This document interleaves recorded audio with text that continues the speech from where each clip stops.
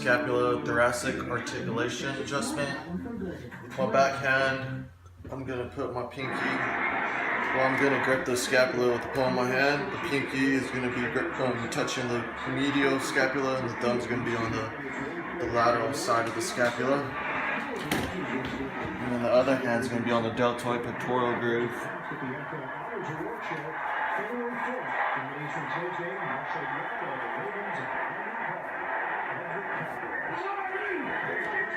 And you're going to lift up, back, forward, down, up, back, forward, down.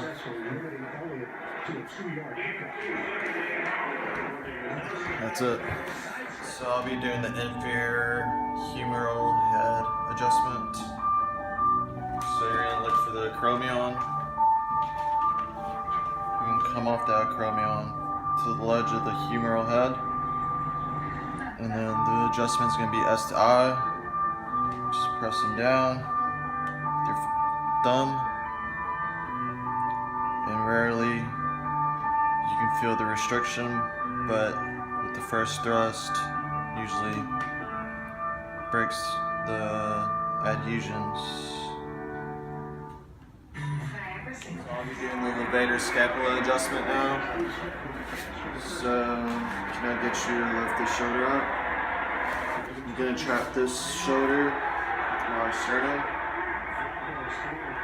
Lift the shoulder up. I'm going to trap the shoulder. Relax. And then using my thumb, can you record this one? Using my thumb, I'm going to look for the levator scapular tendon. I'm going to trap it, and then I'm going to bow it, leading up to the upper trap.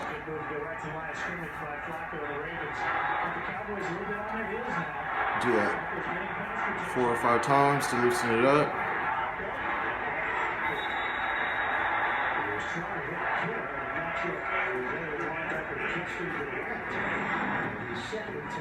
And that's it. So I'll be adjusting the alternate proximal clavicle. Get you to raise your hand, internally rotate the shoulder. And then with this arm, with my thumb down, I'm going to grab her forearm, stabilize her shoulder, and I'm going to test her superior her major pec muscle. And then you're going to resist me as I go down. And a grade 4 will indicate subluxation of the proximal clavicle. Can I get you to face on that side, face down? And with my knee behind her back, I'm going to stabilize her. And then with this hand, I'm going to stabilize her head. And then with this hand, I'm going to contact the proximal clavicle. And then the thrust will be medial-lateral. Come on, forearm parallel with the proximal clavicle. And that's it. Alright, so this is the setup for the anterior medial clavicle. Stabilize the head.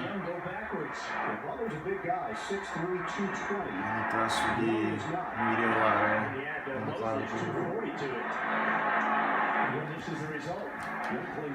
Alright, so this is the anterior medial superior proximal clavicle.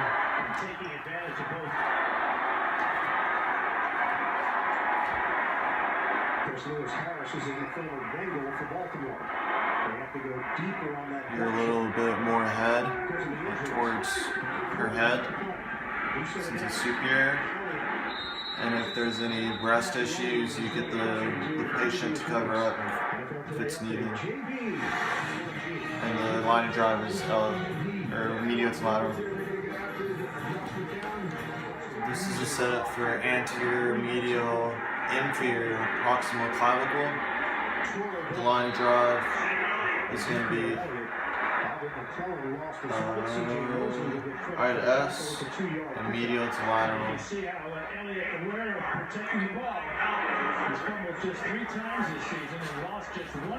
Alright, so now I'll be doing the anterior superior distal clavicle muscle test, and we're going to be testing the coracobrachialis.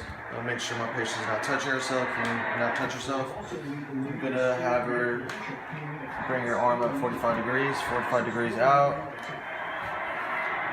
And then I'm going to push into posterior extension, seeing if it's a grade 4. And if it's a grade 4, it's a subluxation. And the adjustment will be the same thing as the charrette. You use your fingertips on the AC joint, and then you're going to press down. Alright, so now I'll be doing the alternate bicipital tendon muscle test and adjustment. So, with my leg stabilizing her elbow, I'm going to have her resist me as I push up. And if it's a grade 4, that indicates a bicipital tendon subluxation. So then I will trace her lesser tubercle of her humerus, and then looking for that bicipital tendon.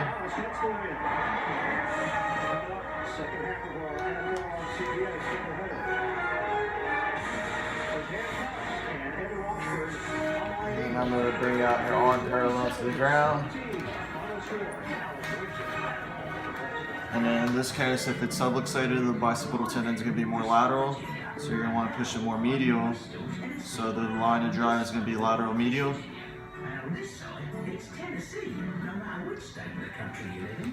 And then you're going to retest the muscle. Can you resist me? And it's a grade 5.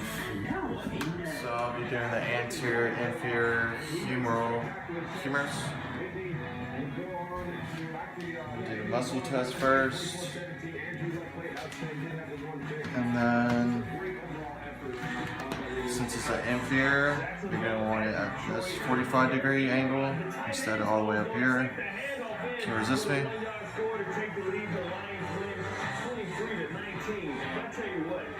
Alright, so whatever angle you feel like it's a grade 4, you're going to keep that angle.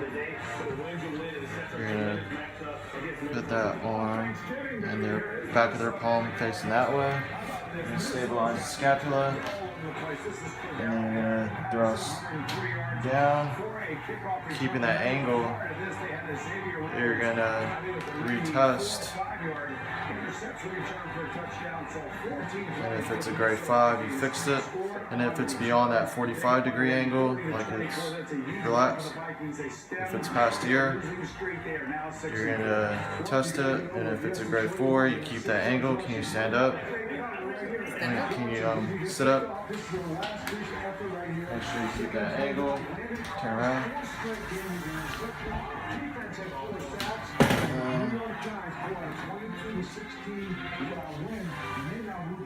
Make sure your episternal notch or sternum, you're going to be blocking the scapula, and you're going to adjust with that same angle. You're going to thrust, and you're going to retest, keeping that same angle. Can you lay down again?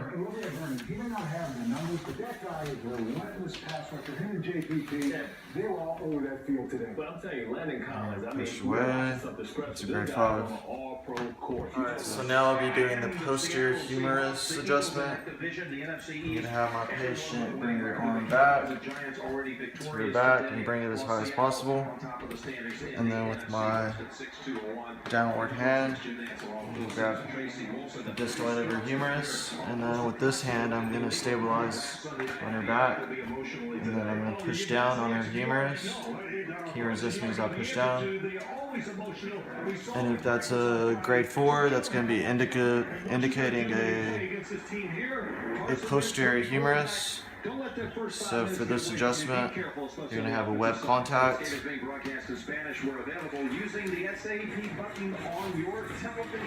Just in between the axilla and the humerus. And then traction down. And then the vector would be anterior inferior. And with this, you gotta be careful with the shoulder, because usually the shoulder can subluxate anterior inferior.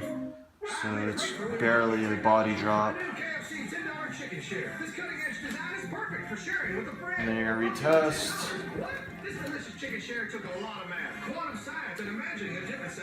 And then you're gonna resist me.